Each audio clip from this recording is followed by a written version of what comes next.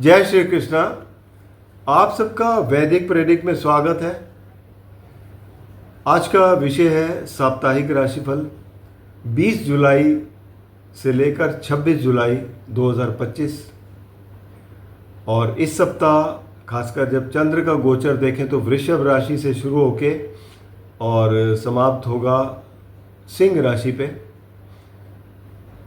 और 25 तारीख को शुक्र राशि परिवर्तन करेंगे। बाकी दो ग्रह वक्री हैं, शनि वक्री हैं और बुध भी वक्री चल रहे हैं। अब क्या प्रभाव पड़ेगा 12 राशियों पर, इस पर बात करेंगे। इससे पहले कि मैं शुरू करूं, आप सबसे रिक्वेस्ट है कि चैनल को सब्सक्राइब करिए और स्क्रॉल करके अगर देखेंगे तो वहाँ पे एक हाइप का बटन आता है, एक नया फीचर शुरू किया है। आप अगर हाइप करेंगे तो वो हमें काफ़ी एक अच्छा सपोर्ट मिलता है उससे चैनल के लिए। तो यही रिक्वेस्ट है आपसे। और बाकी अगर आपका कोई सुझाव हो, कोई प्रश्न हो तो ज़रूर लिख भेजिए, उसका आपको ज़रूर उत्तर मिलेगा। तो चलिए अब शुरू करते हैं मेष राशि से। मेष राशि के स्वामी मंगल हैं, 5वें घर में बैठे हैं केतु के साथ। और अभी इस सप्ताह वो आप बिल्कुल सबसे नज़दीक होंगे 23 और 24 को। तो ऊर्जा बहुत ज़्यादा होगी क्योंकि अग्नि तत्व की राशि में है, अग्नि तत्व के दोनों ग्रह हैं। तो टेम्पर को थोड़ा सा कंट्रोल करिएगा और ताकि उससे आपको जो है कोई परेशानी ना हो, इस चीज़ को ज़रूर नोट करिए। बाकी क्योंकि उससे थोड़ा आपके स्वास्थ्य पर भी प्रभाव पड़ सकता है। अगर जिनको पहले से ही कोई बीपी वगैरह की शिकायत है तो वो बढ़ सकती है, तो इस चीज़ का थोड़ा ध्यान रखें। अदरवाइज़ और कोई बहुत ज़्यादा दिक्कत नहीं है और काम आपके बनते रहेंगे। ग्रहों की स्थिति ऐसी है। और दूसरे घर में देखा जाए तो चंद्र और शुक्र गोचर शुरू कर रहे हैं 20 तारीख को। तो यहाँ पर स्थिति बहुत ही अच्छी है धन के लिए। और आपके जो वाणी है वो भी बहुत अच्छी होगी, परिवार में भी काफ़ी अच्छा समय रहेगा।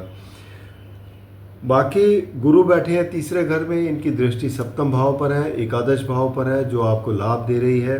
पार्टनरशिप बहुत अच्छी चल रही है। और चौथे घर में सूर्य बुध की युति है, जो कि ये बताती है कि यहाँ पर बुध आदित्य योग बनता है। खासकर बच्चों के लिए जो स्कूल में पढ़ते हैं उनके लिए बहुत अच्छा है। बुध वक्री हैं, तो वक्री बुध जो है आपके थोड़ा डिसीजंस में बदलाव लेके आते हैं, तो उस पर ज़रूर ध्यान दीजिए।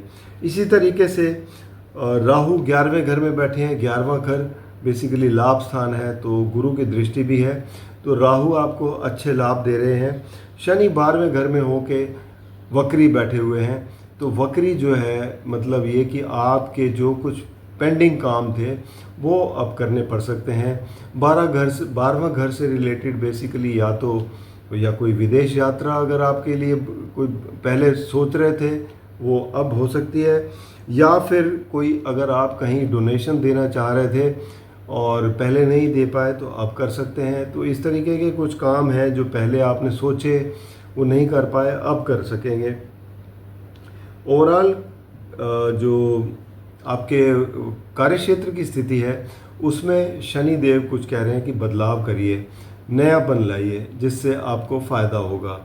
तो अब आगे बात करेंगे वृषभ राशि की। तो वृषभ राशि के लिए देखा जाए तो शुक्र अपनी राशि में बैठे हैं, अच्छी स्थिति में मजबूत हैं, साथ में चंद्रमा भी बैठे हैं और ये एक अच्छी स्थिति का निर्माण करते हैं। दूसरे घर में गुरु हैं, तो कारक भी हैं दूसरे घर के, तो वृषभ राशि के लिए स्थिति काफ़ी अच्छी है। शनि देव 11वें घर में चले गए वक्री होकर। 11वें घर में कोई भी ग्रह हो तो आपको लाभ देता है। दशम भाव में कार्यक्षेत्र में राहु बैठे हुए हैं, राहु भी आपके लिए बहुत अच्छे हैं। और सूर्य और बुध जो है तीसरे घर में बैठे हैं, तो ये भी एक अच्छी स्थिति में है। फर्क कहाँ पर पड़ रहा है? आपके सुख स्थान में, जहाँ मंगल और केतु बैठे हुए हैं, ये आपके सुख में खलल मचा रहे हैं क्योंकि इस सप्ताह वो बहुत ही नज़दीक भी आ रहे हैं अपने बिल्कुल डिग्रीज वाइज। तो थोड़ा सा अपने क्रोध को कंट्रोल करिए, अपने टेम्पर को कंट्रोल करिए, ताकि आपके लिए जो है घर में सुख शांति बनी रहे। आर्गुमेंट्स अवॉइड करने की कोशिश करें तो आपके लिए अच्छा रहेगा। बाकी क्योंकि घर में सुख शांति रहेगी। इन सिर्फ क्योंकि आपको पता हो कि ऐसी सिचुएशन है, ना चाहते हुए भी कई बार ऐसी सिचुएशन आ जाएगी, तो उसको कंट्रोल करने की कोशिश करिएगा। बाकी आपके लिए और कोई दिक्कत नहीं है। अब बात करेंगे मिथुन राशि की। तो मिथुन राशि में गुरु बैठे हुए हैं और मिथुन राशि के स्वामी बुध जो है वो दूसरे घर में हैं, सूर्य के साथ बैठे हैं, लेकिन वक्री हैं। अब वक्री ग्रह जो है वो आपको मतलब पास्ट कोई कामों से कनेक्ट करते हैं। दूसरे घर में बैठे हैं तो परिवार का भाव है, धन का भाव है। तो यहाँ पर कुछ ऐसे धन के मामले हो सकते हैं जो पहले आपको शायद कहीं रुक गए थे, वो अब मिल सकते हैं। परिवार में कोई ऐसा काम ऐसा हो सकता है जो आपने प्रॉमिस किया था नहीं किया, तो वो अब कर सकते हैं। तो कुछ डिसीजन आपके बदल जाते हैं इस ऐसे टाइम में। तो 20-22 दिन का ये समय रहता है जब बुध वक्री रहते हैं। तो ओवरऑल स्थिति ठीक है। गुरु आपकी राशि पर बैठे हुए हैं, दिग्बली हैं। ये भी एक बहुत अच्छी स्थिति है जो आपको आपकी सोच पॉजिटिव रखते हैं, क्योंकि पंचम भाव पर भी इनका प्रभाव है और नवम भाव पर भी इनका प्रभाव है काफ़ी अच्छा। और तीसरे घर में देखा जाए तो मंगल और केतु बैठे हैं। मंगल और केतु तीसरे घर में तो अच्छे हैं क्योंकि पराक्रम स्थान में है और यहाँ पर एनर्जी बहुत ज़्यादा है। आप पराक्रम करने में बिल्कुल भी घबराएंगे नहीं और करते हुए चले जाएंगे। खासकर ख्याल कहाँ रखना है वो ये कि आपको जो साथ में काम करते हैं उनके साथ व्यवहार ठीक करें। भाई बहनों के साथ व्यवहार में थोड़ा सा नरमी लाएं और जो लोग भी आस पड़ोस में रहते हैं उनके साथ भी कोई थोड़ा आर्गुमेंट्स वगैरह से बचने की कोशिश करें। और यात्रा अगर कोई हो तो उसे अवॉइड करने की कोशिश करें इस हफ्ते, तो ज़्यादा ठीक रहेगा। और अगर बहुत ही ज़्यादा ज़रूरत करनी पड़े तो आप अपने जो खासकर इष्ट देवता हैं उनके याद करके, उनके मंत्र जाप करके आप घर से निकलिए तो ठीक रहेगा। बाकी ओवरऑल स्थिति जो है आपके लिए काफ़ी अच्छी है। राहु नवम भाव में बैठे हैं और दशम भाव में शनि देव बैठे हैं वक्री होकर। कार्य क्षेत्र में भी शनि जब बैठे होते हैं वक्री होकर, तो इसका मतलब ये है कि कोई ना कोई पेंडिंग काम है जो पहले रह गए थे वो अब पूरा करने के समय आ गया है। तो ये चीज़ है आपको देखने की ज़रूरत है। और 12वें घर में शुक्र और चंद्र बैठे हुए हैं। शुक्र यहाँ पर आपके लिए लग्जरीज देते हैं, आपको काफ़ी सुविधाएं देते हैं। तो ओवरऑल स्थिति मिथुन राशि वालों के लिए अच्छी है। अब बात करेंगे कर्क राशि के बारे में। तो कर्क राशि के स्वामी चंद्र हैं। चंद्र जो है शुक्र के साथ 11वें घर में बैठे हैं, बहुत अच्छी स्थिति में है शुरुआत। उसके बाद ये गुरु के साथ आ जाएंगे 12वें घर में। तो गुरु के साथ भी जब बैठते हैं चंद्र तो पॉजिटिविटी रहती है। हालांकि 12वां घर है, लेकिन उसके बाद क्योंकि गुरु के साथ है तो पॉजिटिविटी बनी रहेगी। तो ये स्थिति आपके लिए बहुत अच्छी है। तो चंद्र का गोचर पूरा सप्ताह ही काफ़ी अच्छा है। राहु 8वें घर में बैठे हैं और गुरु की दृष्टि है 12वें घर से। तो यहाँ पर आपको अचानक से कोई लाभ दे सकते हैं। शनि देव नवम भाव में बैठे हैं वक्री होकर। ये भी आपके लिए एक किस्म से देखा जाए तो आपको, क्योंकि आपके सप्तम भाव के स्वामी हैं, 8वें घर के स्वामी हैं, तो यहाँ पर बैठकर ये आपको थोड़ा बहुत कहीं ना कहीं आपके प्रोग्राम में डिले कर सकते हैं। कोई पास से जुड़े हुए कोई काम ऐसा हो जो आप अभी करना पड़ जाए, तो इस तरीके के ये आपको रिजल्ट देते हैं। और आपकी राशि पर बैठे हुए हैं सूर्य और बुध वक्री हैं और ये बता रहे हैं कि आपको हो सकता है कुछ खर्चे करने पड़े इस सप्ताह, और इसको आप कैसे कंट्रोल करेंगे ये आप देखिएगा। और दूसरे घर में मंगल और केतु बहुत ही नज़दीक आ रहे हैं। ये आपके वाणी जो है आपकी काफ़ी तीखी होगी, उस पर थोड़ा नियंत्रण करिए। परिवार में भी उनके साथ भी व्यवहार थोड़ा सा ठीक रखिए। बाकी और कोई दिक्कत नहीं है, आपके लिए समय अच्छा है। बस जो चीज़ें एक्चुअली जो नेगेटिविटी होती है उस पर आपको ध्यान देना है।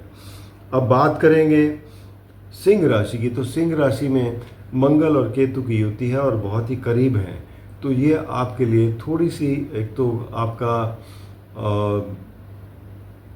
क्रोध हो सकता है, आपको गुस्सा आ सकता है, तो उस पर कंट्रोल करने की कोशिश करें।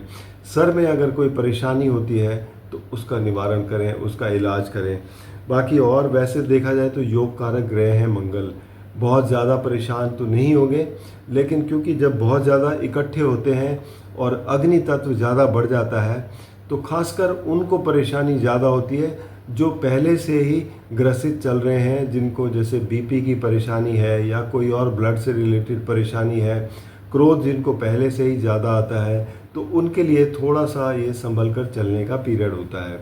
अगले सप्ताह से इनके लिए सिचुएशन काफ़ी सुधर जाएगी, काफ़ी अच्छी हो जाएगी, तो तब तक थोड़ा सा शांति रखिए। इसके बाद देखा जाए तो आपके दशम भाव में सूर्य और बुध हैं। बुध जो है बेसिकली आपके लिए धन भाव के स्वामी हैं और आय भाव के स्वामी हैं, और 12वें घर में बैठेंगे और वो भी वक्री होकर। इसका मतलब ये हुआ कि आपके लिए एक तो खर्चे कुछ बढ़ते हुए नज़र आएंगे, आय तो आएगी लेकिन खर्चे भी बढ़ेंगे, तो इस बात को आपको थोड़ा सा बैलेंस करना है। सूर्य भी 12वें घर में देखा जाए तो ईगो जितनी भी होती है, ईगो को दबा देते हैं, ईगो को नष्ट करते हैं। 12वां घर ही कुछ ऐसा है, तो ये स्थिति है। और गुरु बैठे हुए हैं एकादश भाव में जो आपको अच्छे लाभ दे रहे हैं, तो गुरु ने काफ़ी आपकी स्थिति संभाली हुई है। बाकी शनि देव देखा जाए तो आपके अष्टम भाव में बैठे हैं, आपकी ढैया भी चल रही है और वक्री भी हैं, तो यहाँ आपके लिए परेशानियाँ हो सकती हैं। स्वास्थ्य का ध्यान रखना है, आर्गुमेंट से बचना है, वाहन चलाते हैं तो उसमें थोड़ा ध्यान रखें, किसी से मतलब कोर्ट कचहरी का केस हो तो उसको बड़े ध्यान से निपटें, ये सब ध्यान रखने की ज़रूरत है। पार्टनरशिप का घर 7वां है, राहु बैठे हुए हैं, ये भी आपके लिए राहु की स्थिति अच्छी है क्योंकि राहु के ऊपर गुरु की दृष्टि पड़ रही है जो आपको एक पॉजिटिविटी की ओर ले जाती है। आपकी पार्टनरशिप अच्छी रहेगी, उसमें आपकी जो भी एम्बिशंस हैं वो पूरी होंगी। ओवरऑल स्थिति यहाँ पर आपके लिए अच्छी है। बाकी अब बात करेंगे कन्या राशि के लिए, तो कन्या राशि के स्वामी हैं बुध। बुध ग्रह जो है एकादश भाव में बैठे हैं वक्री होकर सूर्य के साथ, बहुत अच्छी स्थिति में है, आपको यहाँ पर अच्छे लाभ दे रहे हैं। और साथ ही में देखा जाए तो 12वें घर में मंगल और केतु की युति है। अब 12वां घर बेसिकली आपका सबकॉन्शियस माइंड भी है, और आपका बेसिकली अगर कोई विदेश यात्रा या कोई वो भी है हो सकती है, लेकिन जब दिमाग में खलबली होती है तो परेशानी क्रिएट करते हैं, आपको नींद नहीं आती या कोई ना कोई चिंता लगी रहती है, तो ये स्थिति कुछ इसी तरीके की दिखाई दे रही है। तो आपको ज़रूरत है मेडिटेट करने की, और मेडिटेट करने के लिए ओम का उच्चारण करें, और उसके लिए चाहे 2 मिनट के लिए करें, 5 मिनट के लिए करें, जितना हो सके उतना करें, उससे आपको काफ़ी फ़र्क मिलेगा, तो ये ज़रूर करिएगा। इसके बाद देखें तो गुरु बैठे हुए हैं आपके दशम भाव में। दशम भाव गुरु जो है बेसिकली अच्छे रहते हैं, उनकी दृष्टि पड़ती है धन भाव पर जो आपका धन में वृद्धि करते हैं। नवम दृष्टि पड़ती है छठे घर पर जो स्ट्रगल का है, स्ट्रगल में आपकी मदद करते हैं, तो यहाँ ये स्थिति बन रही है। और भाग्य स्थान में शुक्र अपनी ही राशि में बैठे हैं चंद्र के साथ, तो यहाँ पर भाग्य भी आपका काफ़ी मजबूत है। तो कन्या राशि वालों के लिए बस सिर्फ यही परेशानी है जो आप मेडिटेशन से दूर कर सकते हैं, बाकी कोई दिक्कत नहीं है। अब बात करेंगे तुला राशि की।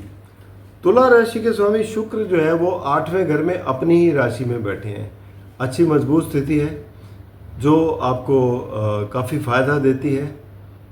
और 8वां घर अनअर्न्ड इनकम है, उससे लाभ हो सकता है। अनअर्न्ड इनकम क्या होती है, जैसे म्यूचुअल फंड से आपकी इनकम हो गई, इंश्योरेंस से हो गई, या कोई ऐसी जो आप एक्सपेक्ट कर रहे थे एंसेस्ट्रल कोई इनकम ऐसे है जिससे आपको लाभ मिल जाए, तो ये सब चीज़ें होती हैं। इसके अलावा जो स्थिति है वो ये है कि शनि देव जो है वो छठे घर में बैठे हैं जो कि मीन राशि है, और यहाँ पर ये वक्री हैं, तो छठे घर में शनि आपको काफ़ी स्ट्रगल में काफ़ी आपको हेल्प करते हैं और अच्छी स्थिति रहती है। वक्री हैं और पावरफुल है। और इसके अलावा थोड़ा बहुत, क्योंकि जब पावरफुल हो जाते हैं तो स्वास्थ्य में थोड़ी परेशानी कर सकते हैं, गैस्ट्रिक ट्रबल वगैरह कर सकते हैं, तो उन चीज़ों का ध्यान रखिएगा। राहु बैठे हैं पंचम भाव में। पंचम भाव आपका बेसिकली स्पेकुलेशन एक्टिविटी का होता है, शेयर मार्केट का होता है, तो यहाँ पर आपको अच्छे लाभ दे सकते हैं राहु, क्योंकि इन पर गुरु की दृष्टि पड़ रही है नवम भाव से, तो ये एक बहुत आपको लाभ दे सकते हैं। गुरु नवम भाव में बैठे हुए हैं जो कि आपकी राशि पर भी दृष्टि है, तो ये भी आपके लिए काफ़ी अच्छी है। और बाकी जो स्थिति है कि 10वें घर में सूर्य बैठे हैं, बलि हैं 10वें घर में, बुध वक्री बैठे हुए हैं साथ में, तो कार्य क्षेत्र में भी आपके लिए काफ़ी अच्छा समय है। और शुक्र और चंद्र जैसे मैंने बताया 8वें घर में है, और मंगल और केतु 11वें घर में बैठे हैं, तो ये दोनों ग्रह आपके लिए एक किस्म से लाभ स्थान में बैठे हैं, आपके लिए काफ़ी अच्छे हैं, तो लाभ मिल रहा है आपको पूरा। तो ओवरऑल तुला राशि की स्थिति काफ़ी अच्छी है। अब बात करेंगे वृश्चिक राशि की। तो वृश्चिक राशि के लिए मंगल स्वामी हैं, दशम भाव में मंगल और केतु बैठे हुए हैं, जो कि ऊर्जा आपके अंदर काफ़ी है काम करने की, बिना थके लगातार आप काम कर सकते हैं, तो ये स्थिति है। और साथ ही मैं ये कहूँगा कि गुरु बैठे हुए हैं 8वें घर में। गुरु की दृष्टि धन भाव पर है, द्वादश भाव पर है और चौथे घर पर है, तो जहाँ पर दृष्टि पड़ती है वहाँ ग्रोथ देते हैं, लेकिन 8वें घर में होकर खुद क्योंकि पावरफुल उतनी सिचुएशन नहीं रहती है। लेकिन सप्तम भाव में शुक्र और चंद्र की युति जो है वो काफ़ी अच्छी है, आपके पार्टनरशिप को ग्रोथ मिल रही है और नए नए लोगों से आप मिलते हैं, उनसे आपके डायलॉग शुरू होते हैं, और आपकी अगर कोई लंबी यात्राएं भी हैं वो भी आपकी, खासकर बिजनेस से रिलेटेड, वो भी सफल होती हैं। पति पत्नी के रिलेशनशिप भी ठीक रहेंगे। राहु देखा जाए तो बैठे हुए हैं आपके चौथे घर में। चौथा घर बेसिकली परिवार, आपके सुख स्थान है, तो राहु पर गुरु की दृष्टि है, इस वजह से खराब नहीं है। ओवरऑल स्थिति आपके लिए ठीक ठाक है। यहाँ पर शनि देव पंचम भाव में बैठे हैं, वक्री होकर बैठे हैं, तो यहाँ आपके लिए थोड़ा क्रिएटिविटी करते हैं, एजुकेशन में हैं, टेक्निकल एजुकेशन के लिए ठीक है, लेकिन बाकी कामों में थोड़ी स्लोनेस रहेगी। काम आपके तो होंगे तो सही, लेकिन थोड़ी स्लोनेस रहेगी।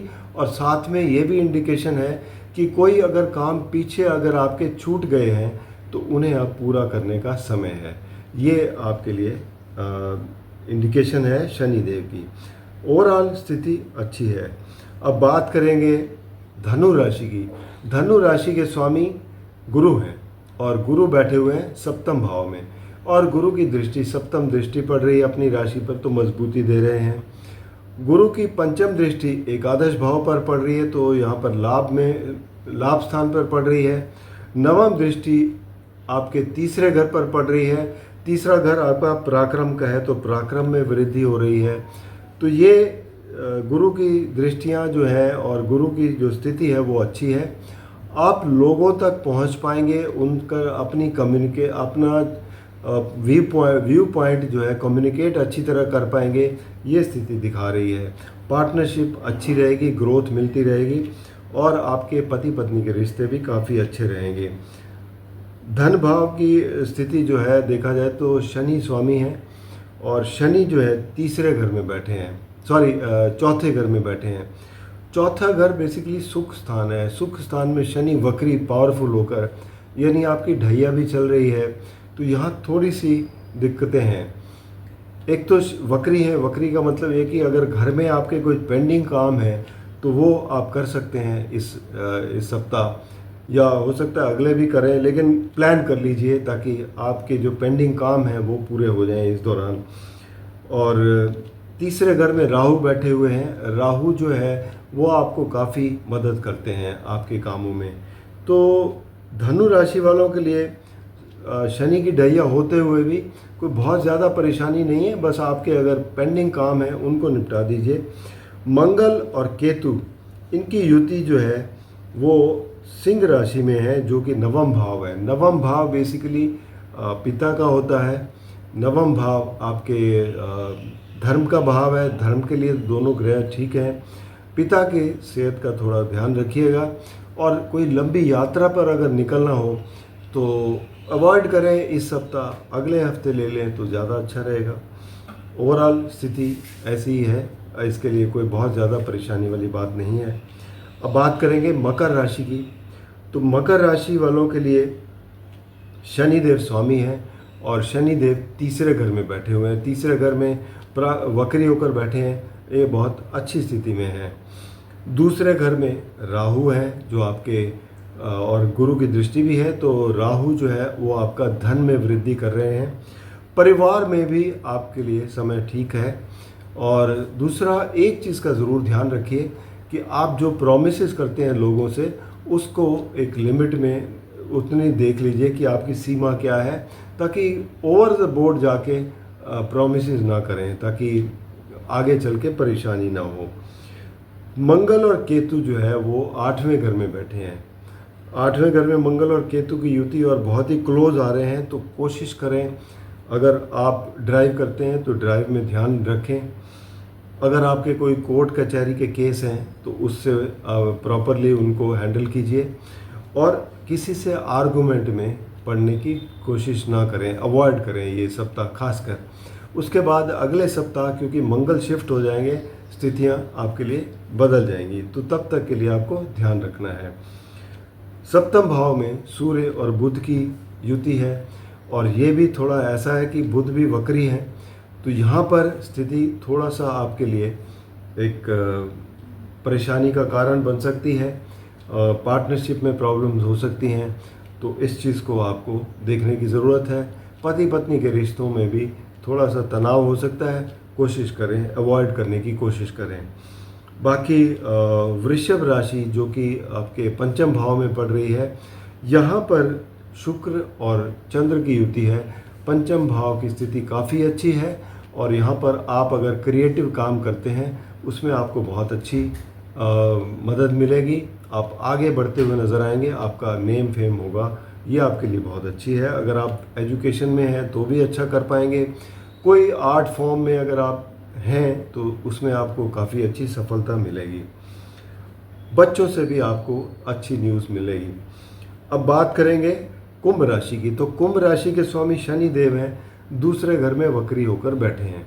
दूसरा घर आपके इमीडिएट फैमिली का है, धन का है, तो धन में तो वृद्धि होगी, कुछ रुका हुआ धन आपको मिल सकता है। परिवार में कोई ऐसे काम जो प्रॉमिस कर चुके हैं आप पहले, वो अब करने का समय आ गया है, उसको करिए। ओवरऑल स्थिति यहाँ पर ठीक है, बस खाने पीने का ध्यान रखें, क्योंकि ये आपके फूड का भी घर है, तो वह शनि बहुत वक्री हैं, तो खाने पीने पे ध्यान रखिए। थोड़ी सी प्रॉब्लम दे सकते हैं शनि देव यहाँ पर, तो अगर ध्यान रखेंगे तो परेशानियाँ कम होंगी। राहु बैठे हुए हैं आपकी राशि पर, जो आपकी एम्बिशंस को बढ़ाते हैं, और गुरु की दृष्टि है इन पर। तो ओवरऑल गुरु क्योंकि आय भाव के और धन भाव के स्वामी हैं, और आपको धन से रिलेटेड भावों के लिए प्रेरित करते हैं, और इनकी दृष्टि जब राहु पर पड़ती है तो राहु की जो भी उनकी क्वालिटी है उसको और एनहेंस कर देते हैं, तो यहाँ पर आपकी एम्बिशंस पूरा करते हैं। ओवरऑल स्थिति ठीक है। मंगल और केतु की युति जो है वो सप्तम भाव में है, तो यहाँ पार्टनरशिप के मामले में भी आपको बहुत ही ध्यान रखना है। एकदम बिल्कुल आर्गुमेंट से बिल्कुल हट जाएं, क्योंकि इस सप्ताह बहुत ही नज़दीक है मंगल और केतु।